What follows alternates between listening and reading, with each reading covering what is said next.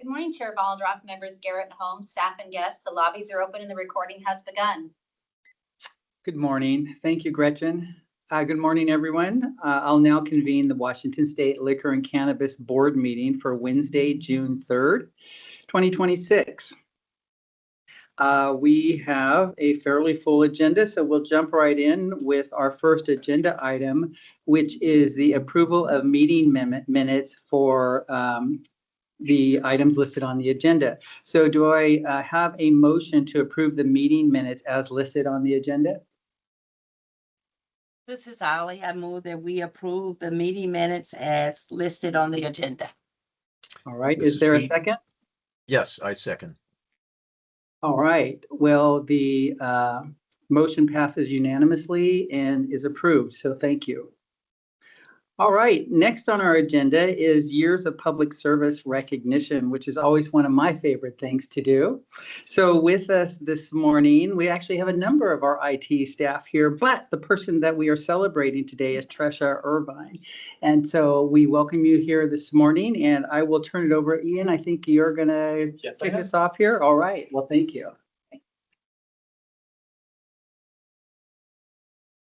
So thank you. Good morning, Chair Vollendorf, Member Garrett, Member Holmes, staff and guests. Today I have the privilege of recognising someone whose dedication, talent and heart have shaped this agency for a long time. It's my honour to present Tresha Irvine with her 25-year service award. Tresha began her state career in 2001 at the Employee Security Department.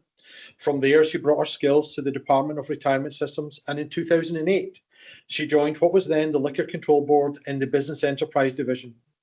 2 years later, she moved into IT, supporting desktop services, and soon after stepped into the infrastructure team as a database administrator.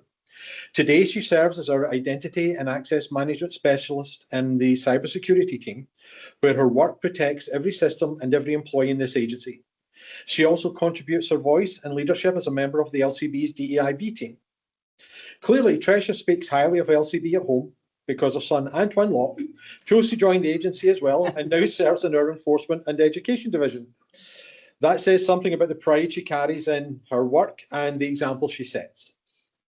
Now, for a bit of Tresha trivia, you may have seen countless service awards over the years, but what you may not know is that the actual certificate itself was created by Tresha in her time with the Business Enterprise Division. Okay. And we still use it today, so obviously it stood the test of time. But Tresha, you don't get to just sit here.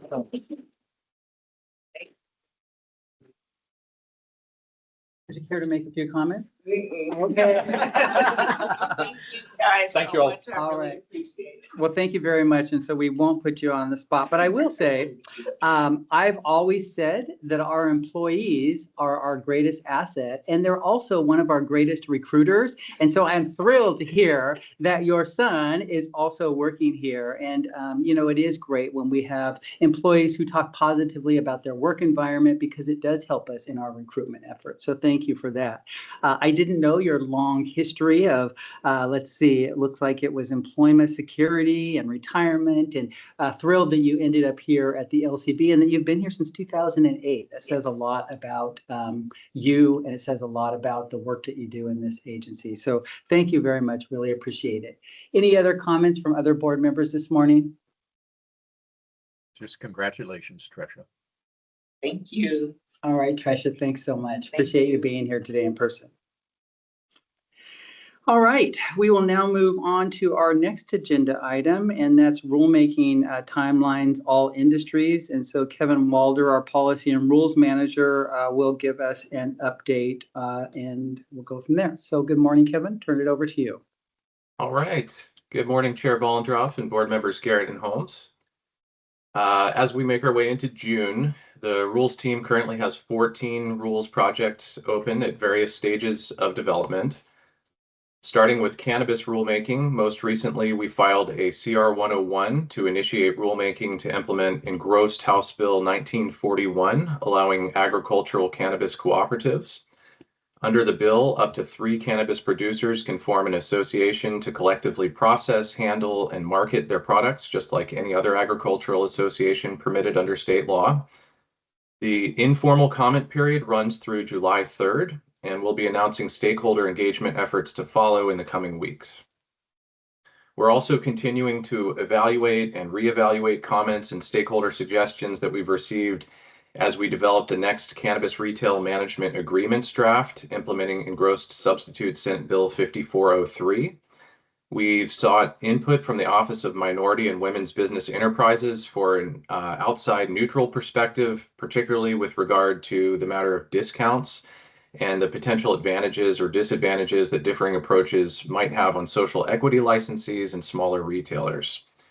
There is still a lot in flux, but we expect to have more concrete information regarding next steps by next month's board meeting. The comment period on cannabis license fees implementing engrossed House Bill 2681 ends on June 23rd, and we expect to file the CR 103 to adopt final rules following next month's board meeting on July 1st. And then the rules will become effective immediately thereafter. Then we're in somewhat of a holding pattern on R&D, testing, and samples rulemaking, with other more immediate priorities taking precedence over the past several weeks. And both the Department of Health and the Department of Agriculture are currently engaged in rulemaking impacting cannabis labs as well. So we're monitoring these developments and are prepared to coordinate as necessary with these partner agencies to ensure alignment with LCB rules.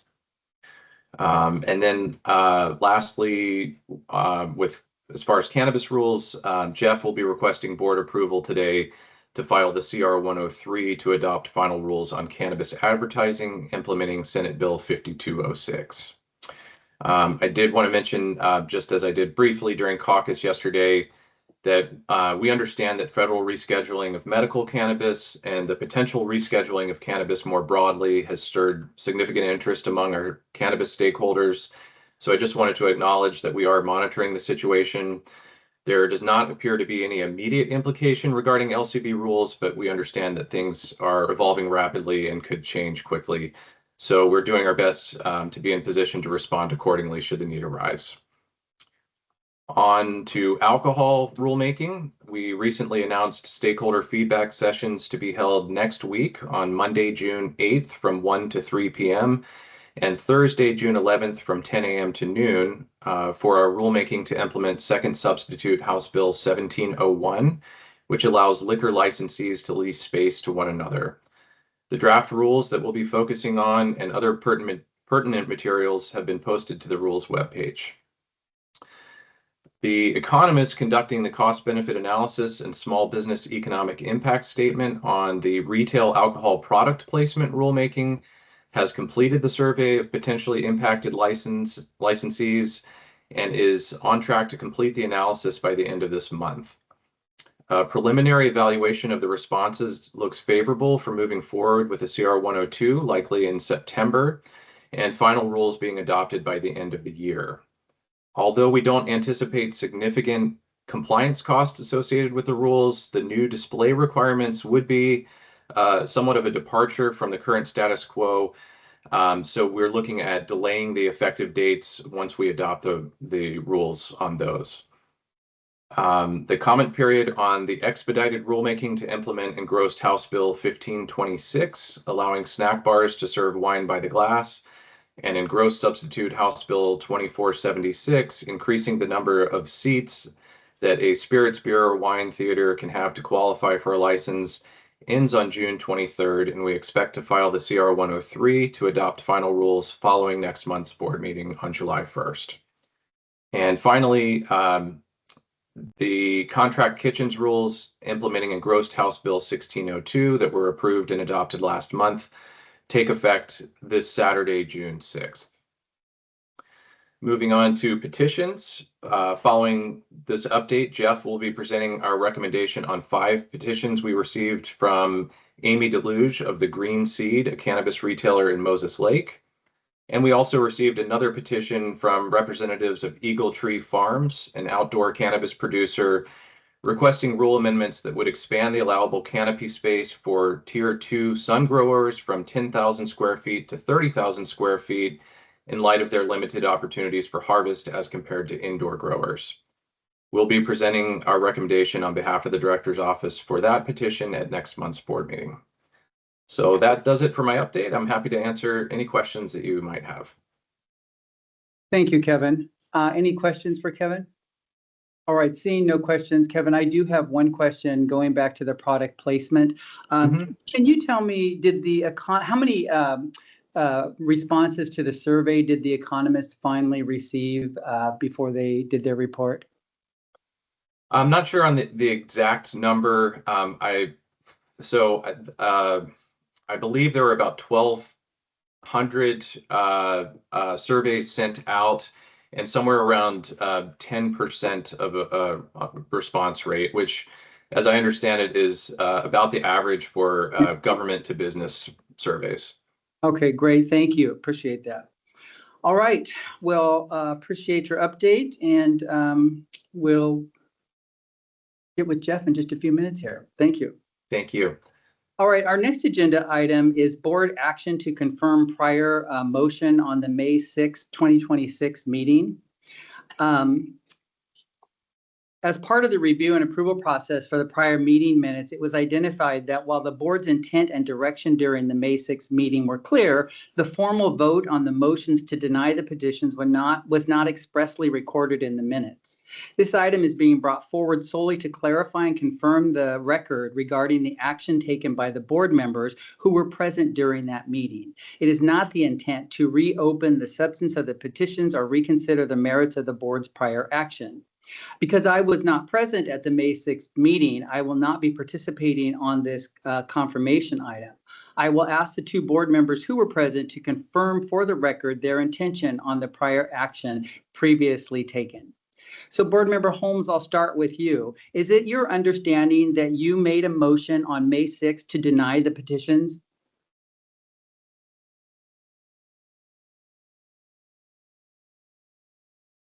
Yes. Thank Sorry. you. Board Member Garrett, is it your understanding that you concurred with and supported the action of May 6th? Yes. All right, based on the confirmation, is there a motion to confirm for the record that the board action on May 6, 2026 was to deny the petitions? This is Pete. I move to confirm for the record that the board's actions on May 6, 2026 was to deny the petitions. All right, do I have a second? This is Ollie. I second. Okay, all those in favor of confirming for the record the board meeting actions signify by saying aye. Aye. Aye. Okay, the motion passes 2-0. The board has confirmed for the record that its actions on May 6, 2026 was to deny the petitions. The minutes shall reflect that confirmation. So thank you very much. A little housekeeping. All right, Jeff, we're going to turn it over to you. And I think we have multiple items from you, 5 to 6, if I'm not mistaken. So why don't you start with your first item? Okay, thank you. Good morning, Chair Volendroff and board members Garrett and Holmes. This morning, I am presenting the Director's Office recommendations regarding 5 related petitions for rulemaking received from Amy Deluge, the owner of the Green Seed, a licensed cannabis retailer in Moses Lake, Washington. These 5 petitions were received by the LCB between April 29th and May 20th, 2026. We sent acknowledgements by email of each of these petitions, with the emails going out on April 30th, May 5th, May 6th, May 15th, and May 20th, respectively. These 5 petitions for rulemaking ask the LCB to begin rulemaking to do the following.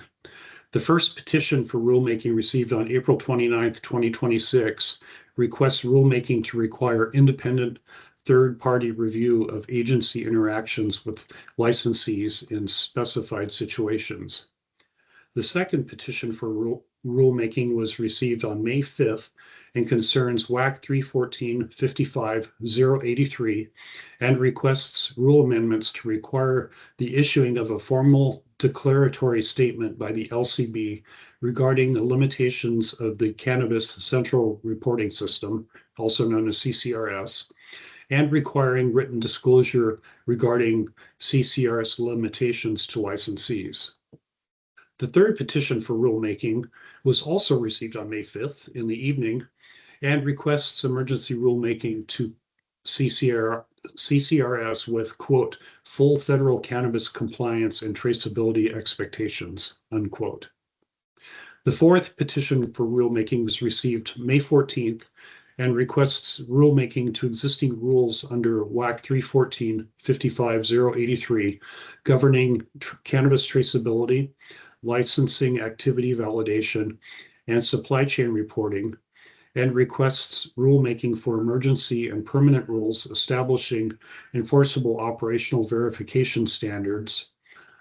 And the last petition, the fifth one for rulemaking, was received on May 20th and requests more emergency rulemaking to WAC 314-55-083 regarding cannabis diversion, seed to sale accountability, protecting public health and safety, preventing criminal exploitation of the regulated market, and preserving lawful market integrity. Although we have largely addressed these concerns in previous petition responses, the following analyses focus on the unique aspects of each petition and include our recommendation to the board. So I'll proceed with them one at a time. Petition Jeff, one. can I interrupt you for just a moment?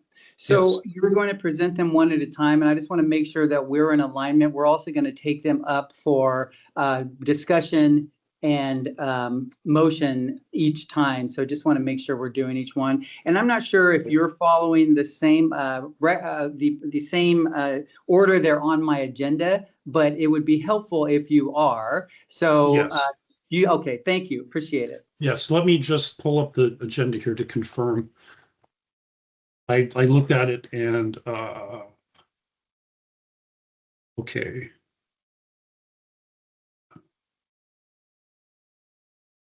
Yes, I believe they are in the same order. Okay, great. Thank you. Okay, great. Okay, thank you. So I'll begin with petition one.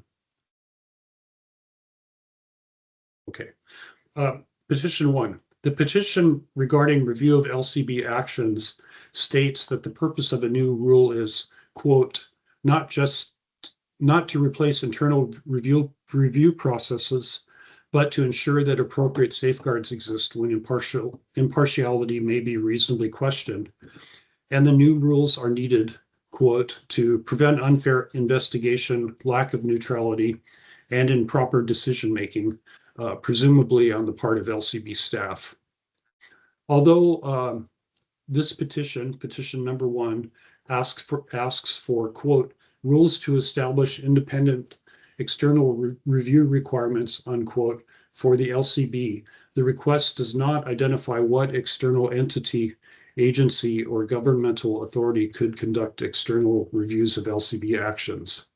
As the LCB lacks statutory authority to create a new external investigative agency or the authority to appropriate funding for additional investigative activities to be conducted by an outside entity, the legislature would have to act to amend state law first before creating an agency to provide additional oversight or investigations of LCB operations.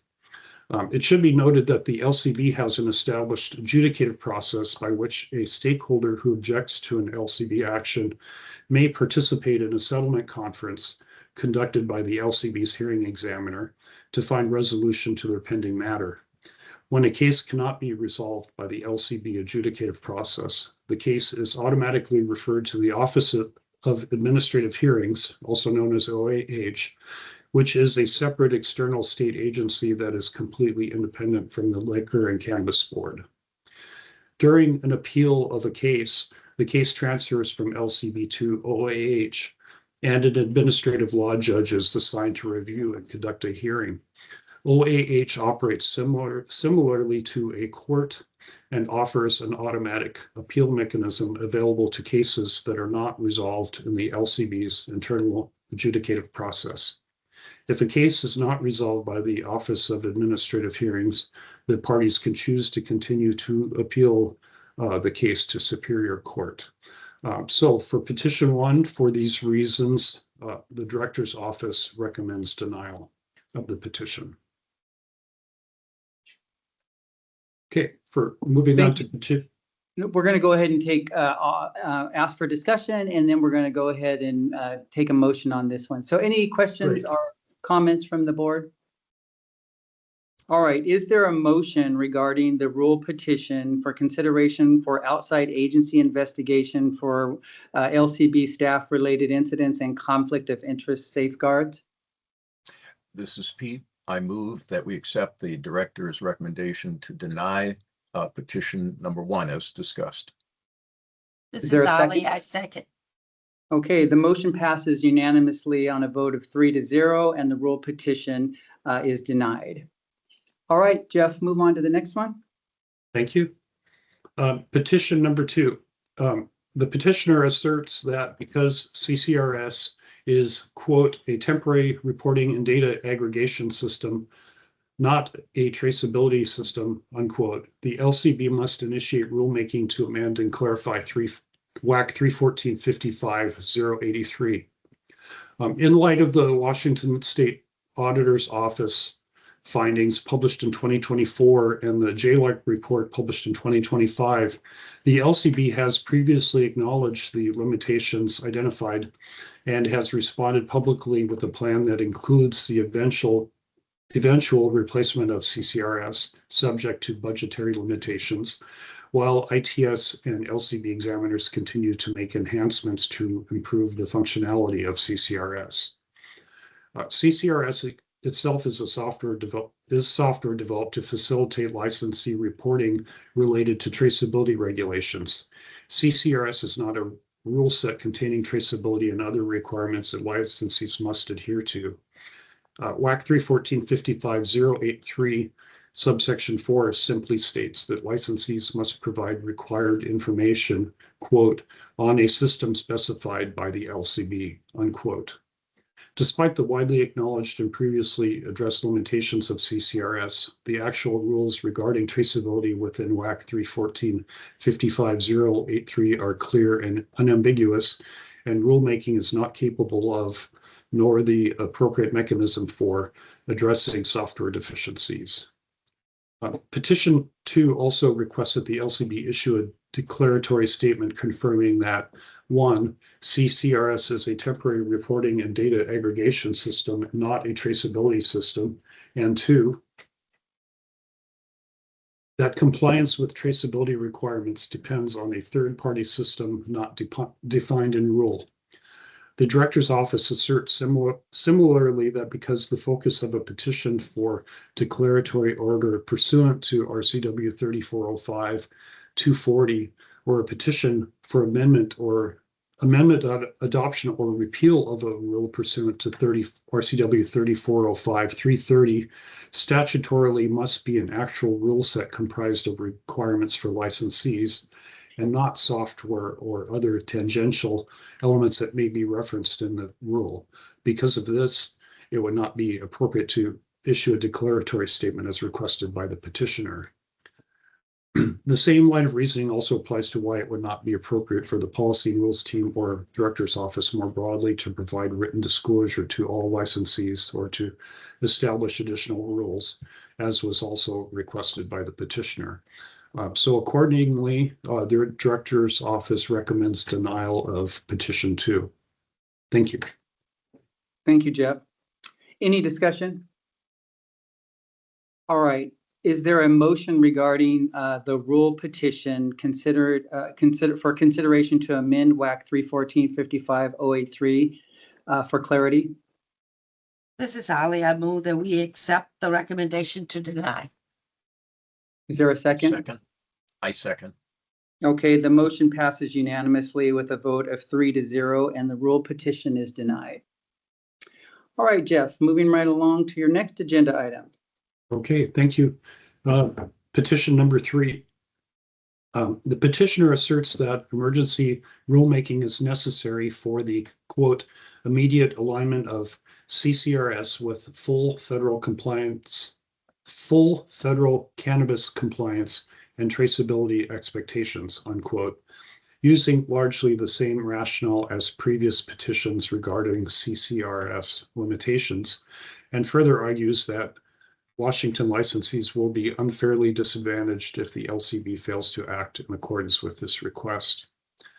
While Washington State's entire approach to regulated cannabis has never been fully in alignment with federal policy, the LCB acknowledges that federal cannabis policy is indeed evolving, as indicated by the recent final rule rescheduling medical cannabis, 21 CFR parts 1300, 1301, 1308, and 1312, and the notice of hearing on proposed rulemaking regarding cannabis more generally that will commence on June 29th in 21 CFR part 1301.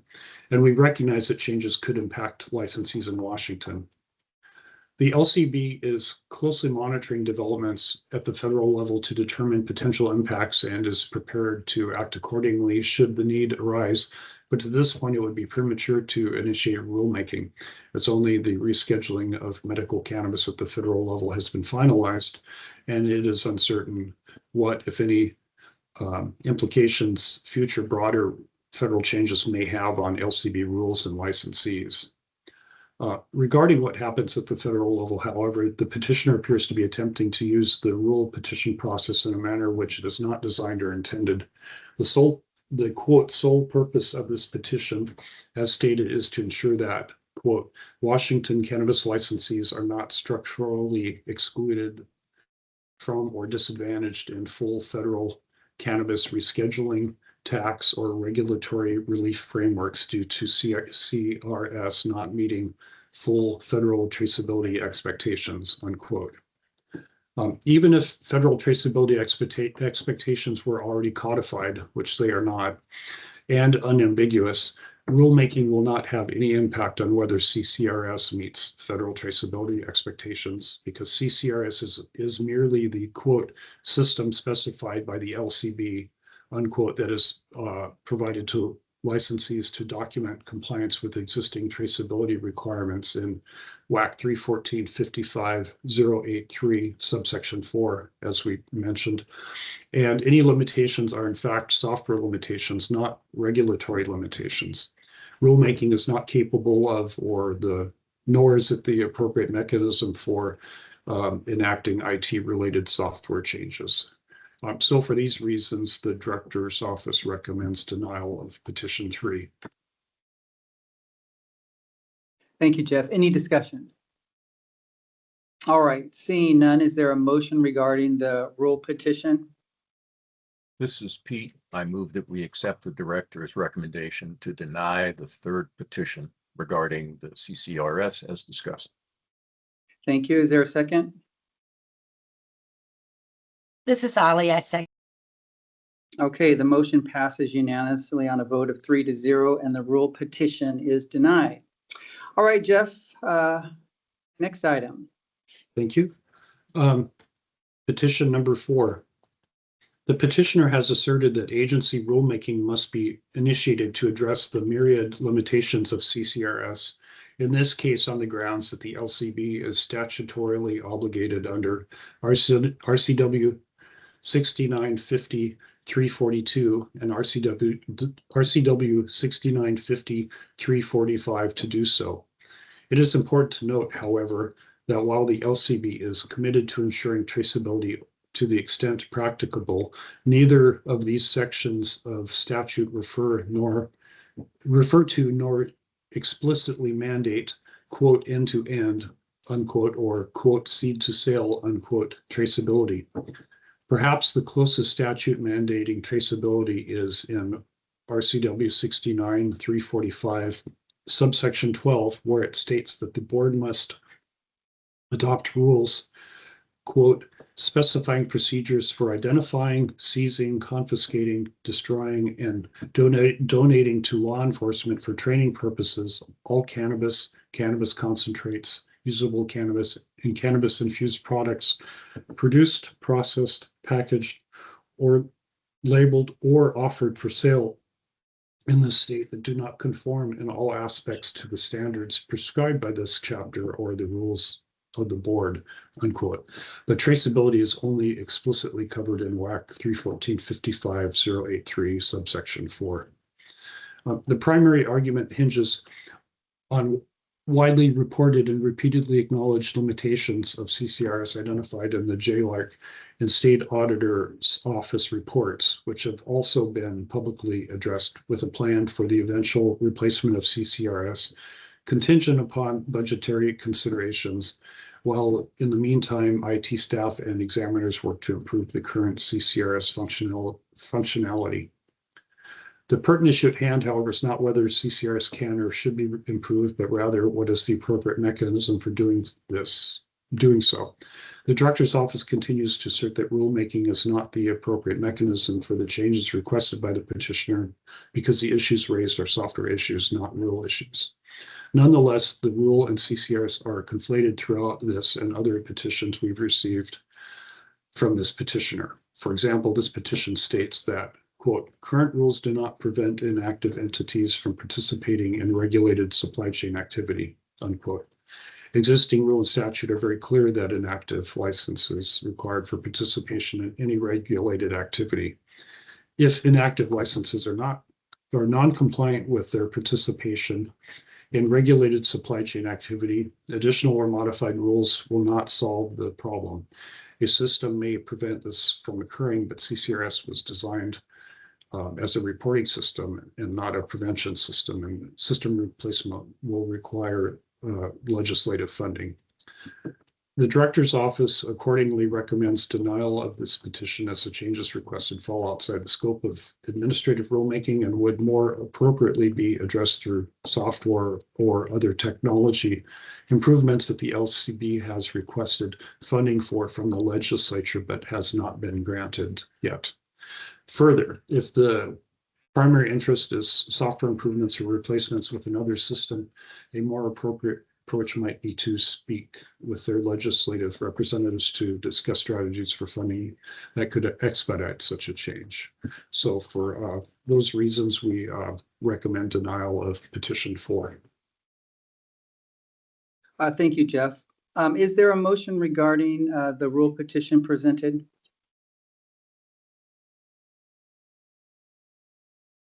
I'm sorry, I'm sorry, I'm calling for discussion first. Let me back up. Any discussion? No.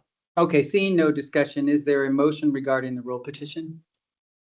This is Ali. I move that we accept the director's recommendation to deny the petition. Is there a second? This is Pete. I second the motion. All right, thank you. The motion passes unanimously on a vote of 3-0, and the rule petition is denied. All right, Jeff, you're up again. Okay, thank you. This is petition number 5. Focusing mostly on the same or similar arguments as in previous petitions, including acknowledged CCRS limitations and the purported failure to comply with RCW 6950 obligations.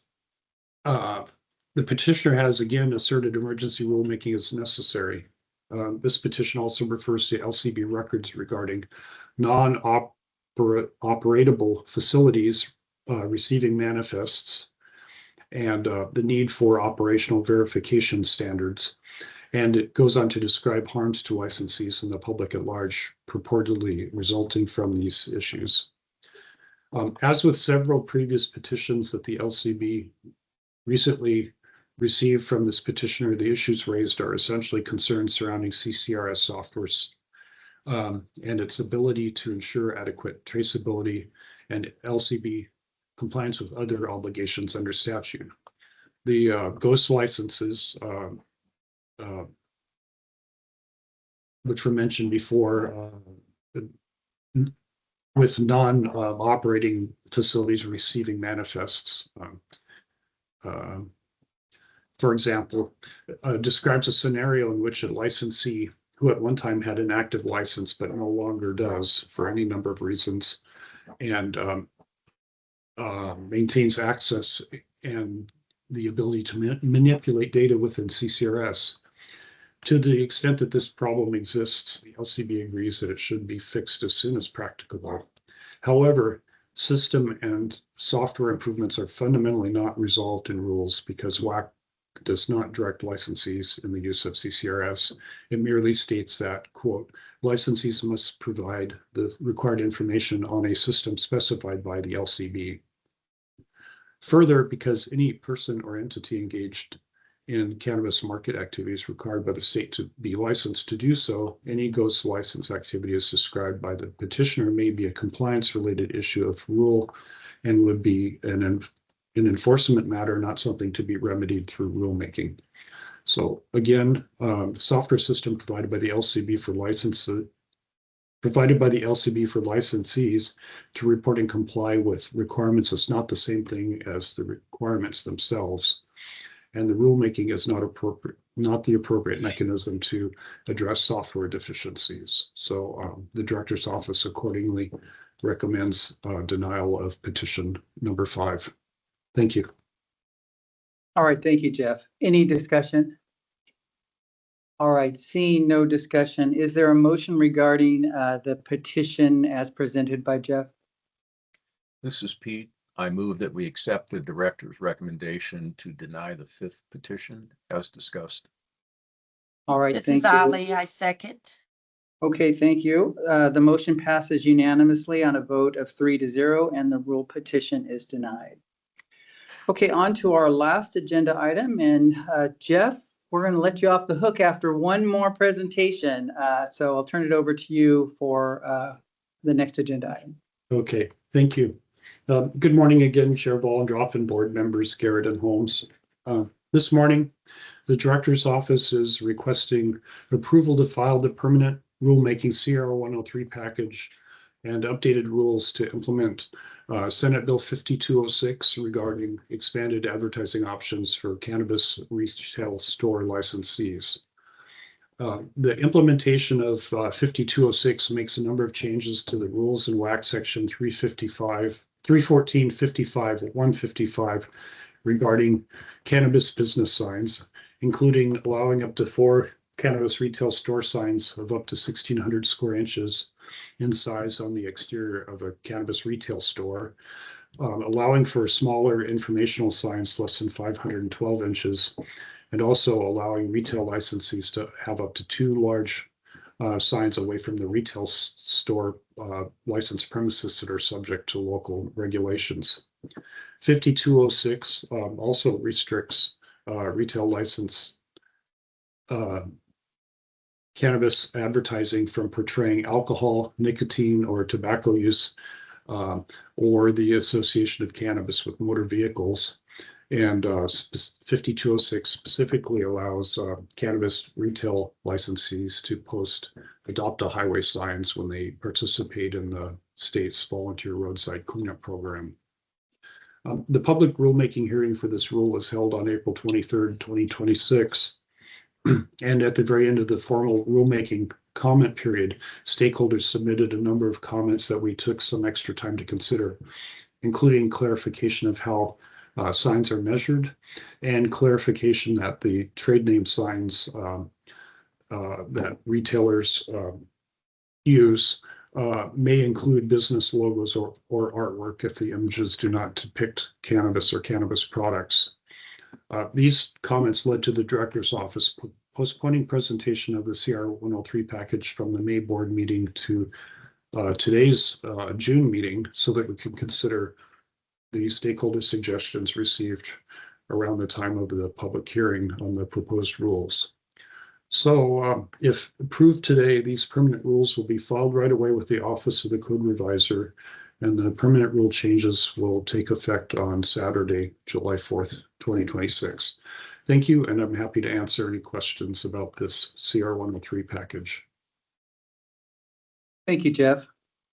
Appreciate the time that we took to hear and listen to additional stakeholder feedback, although it did cause a bit of a delay, but I think it was well worth the time. Any discussion from the board? All right, seeing no discussion, is there a motion regarding the CR 103 as presented by Jeff this morning? This is Ali. I move that we accept the motion as discussed by Jeff this morning for the CR 103. Your second? This is Pete. I second the motion. All right, the motion passes unanimously on a vote of 3-0, and the CR 103 is passed. All right, I think that concludes our formal agenda for today. So thanks, everybody, and have a great day. Bye. Thank you. Meeting Bye-bye. is adjourned.